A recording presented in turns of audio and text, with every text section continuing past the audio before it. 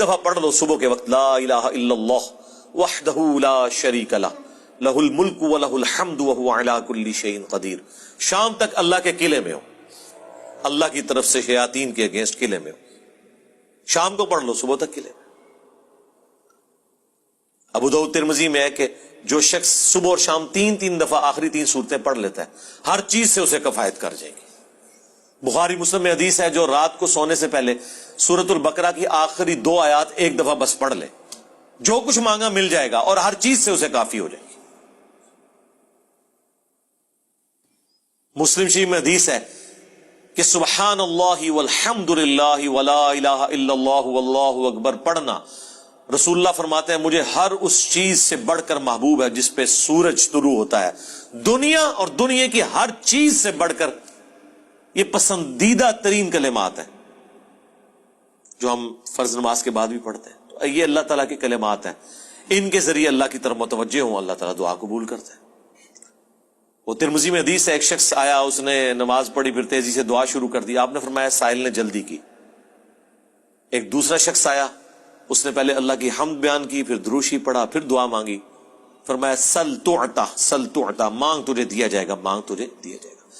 اور نماز میں بھی پروٹوکول آپ دیکھیں کیا ہے، پہلے اللہ کی حمد بیان ہوتی ہے، التحیات للہ والصلوات والطیبات، پھر درود شریف، اور اینڈ پہ جا کے دعائیں آتی ہیں. دعا کا پروٹوکول ہے اللہ کی تعریف اور اس کے بعد درود شریف اور پھر دعا. اس کے بغیر دعا قبول نہیں ہوتی. اور جس نے تیزی سے دعا کی تھی نا، ترمذی میں حدیث ہے، پھر حضور نے اسے بلایا اور سمجھایا کہ پہلے اللہ کی حمد بیان کرو، پھر مجھ پر درود شریف پڑھو، پھر اللہ کی طرف متوجہ ہو، اللہ دعا قبول کرے گا. کسی مزار پہ جانے کی ضرورت نہیں میرے بھائی، گھر بیٹھے اللہ کی حمد اور درود شریف کے ساتھ آپ اللہ کی طرف متوجہ ہو. مسلم شریف میں حدیث ہے جو اذان کا جواب دے وہی کلمات ریپیٹ کرے، حی علی الصلاح حی علی الفلاح پہ لا حول ولا قوت الا باللہ کہے، اور اس کے بعد مجھ پر ایک دفعہ درود شریف پڑھے اور الوسیلہ والی دعا مانگ لے، قیامت کے دن میری شفاعت اس کے لیے حلال ہو جائے گی. اللہم اجعلنا منہم، آمین. کتنے پیارے پیاری چیزیں ہیں جو نبی علیہ السلام نے تعلیم فرمائی ہے. ہم نے اس لیے سنت اذکار کارڈ لکھے میرے بھائی، یہ میری سالوں کی محنت ہے جو میں نے ایفرٹ پٹ کر کے اس چیپٹر کو کلوز کر دیا. Green card, blue card, orange card. میں بالکل خبتیوں کی طرح 2008 سے لے کے سمجھ لیں 2010 تک میں نے کوئی حدیث کی کتاب کا چیپٹر نہیں چھوڑا جس میں اللہ کے نبی کے وظائف کو تلاش نہ کروں صلی اللہ علیہ وآلہ وسلم. پھر حدیثوں کی صحت کے پیچھے، پھر جتنے علماء نے اذکار کی کتابیں لکھی وہ، پھر اذکار کارڈ جو چھپے تھے، اس کے بعد میں نے ایک انٹلیکچوئل ترتیب کے ساتھ یہ اذکار کارڈ لکھے، آخرت کا بلو کارڈ اور گرین کارڈ. ہماری ویب سائٹ پہ رکھے ہیں، ڈاؤن لوڈ کریں تو اس کو پڑھیں. ان کے ترجمے بھی ساتھ لکھیں تاکہ آپ کو سوز و گداز فیل ہو. صرف عربی پڑھنے سے تو نہیں آپ کو پتہ چلے گا اگر آپ کو پتہ ہی نہ ہو کہ اس کا مطلب کیا ہے. حسبنا اللہ و نعم الوکیل.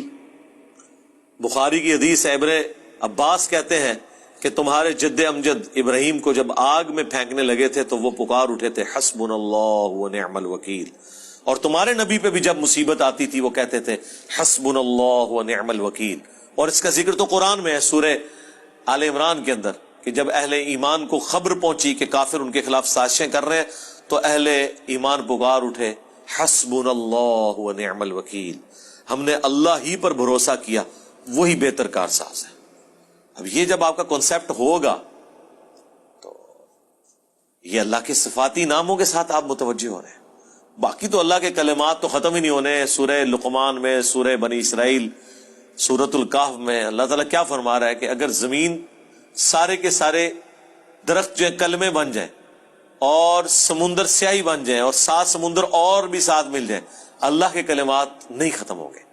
سبحان اللہ و بحمدہ عدد خلقہ ورضا نفسہ وزنۃ عرشہ ومداد کلماتہ.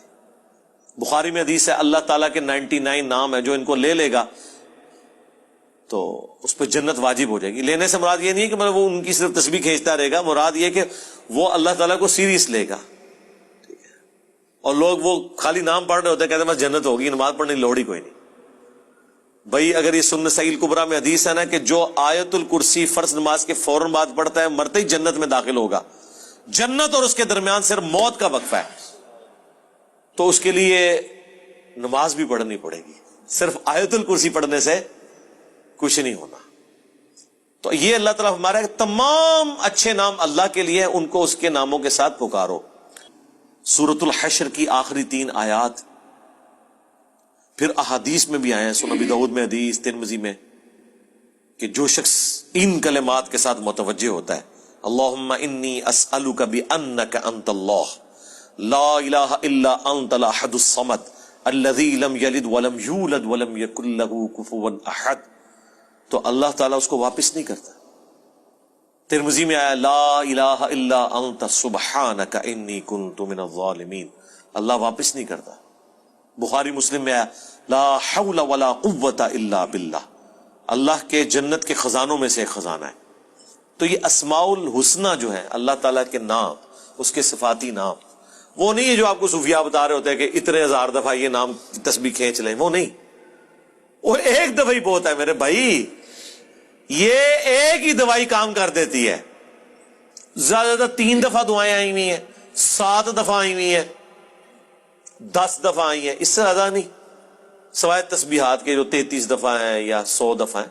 دعائیں تو آپ کو آیت الکرسی ایک ہی دفعہ پڑھنی ہے فرض نماز کے بعد.